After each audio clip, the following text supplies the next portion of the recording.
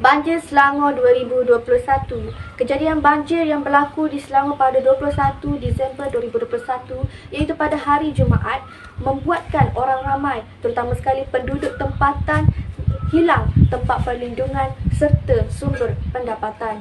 Banjir boleh didefinisikan sebagai suatu peristiwa yang berlaku apabila aliran air di satu kawasan merendam suatu daerah daratan. Banjir di Selangor pada kali ini merupakan banjir lumpur di mana ia memberi impak yang kesan yang besar kepada penduduk tempatan serta pihak kerajaan.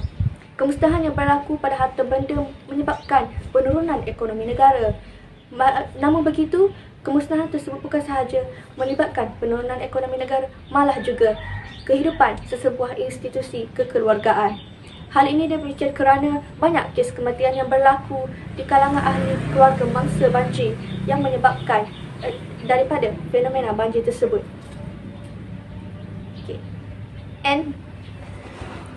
Banjir di Selangor berpunca daripada hujan yang berterusan tanpa henti. Di kawasan-kawasan rendah, air hujan akan dialihkan ke sungai.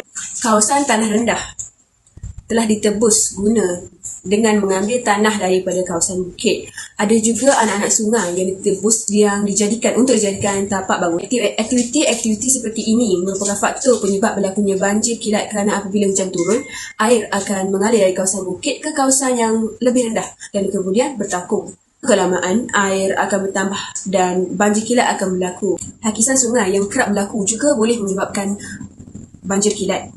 Faktor semua jadi berlaku apabila hujan turun dengan lebat, air akan mengalir deras dan menghakis tebing-tebing sungai. Akhirnya, tanah tebing akan runtuh dan membentuk satu mendapan di dasar sungai. Seterusnya, sungai akan menjadi cetek. Begitu juga dengan aktiviti manusia yang suka membuang sisa-sisa domestik seperti sampah sarap dan sisa-sisa industri ke dalam sungai boleh menyebabkan sungai menjadi cetek dan pengaliran air tersekat. Apabila hujan lebat turun, sungai tersebut tidak dapat mengalirkan air hujan yang banyak. Akhirnya, air sungai akan melimpah ke tebing dan dengan ini banjir akan berlaku. Hutan yang berperanan menyerap air hujan juga semakin berkurangan. Hal ini menyebabkan air hujan terus turun ke bumi tanpa diserap oleh tumbuh-tumbuhan. Hujan yang turun dengan lebat menyebabkan air mengalir dengan banyak ke dalam sungai. Apabila sungai tidak dapat menampung air hujan dengan jumlah yang banyak, maka berlakulah banjir.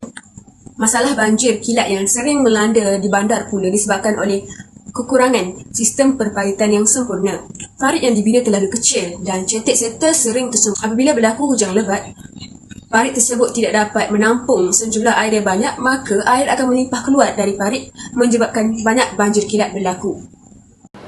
Banjir merupakan satu bencana yang boleh menyebabkan kerugian yang besar terhadap masyarakat banjir.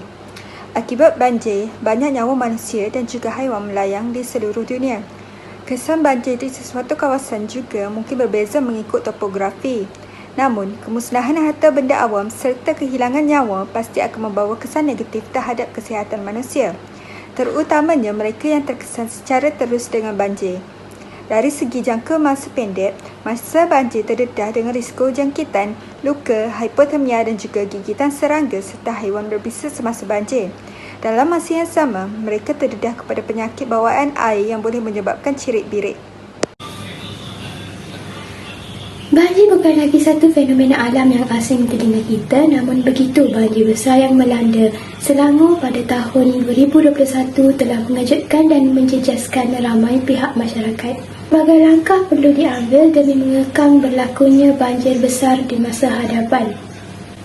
Sekalipun tidak dapat mengekang masalah ini, langkah yang pragmatik masih perlu diambil demi mengurangkan risiko dan kesan kepada mangsa yang terjejas. Pihak kerajaan merupakan salah satu pihak yang perlu memainkan peranan penting dalam mengurangkan kesan yang akan dialami oleh mangsa banjir sekiranya berlakunya banjir di masa hadapan.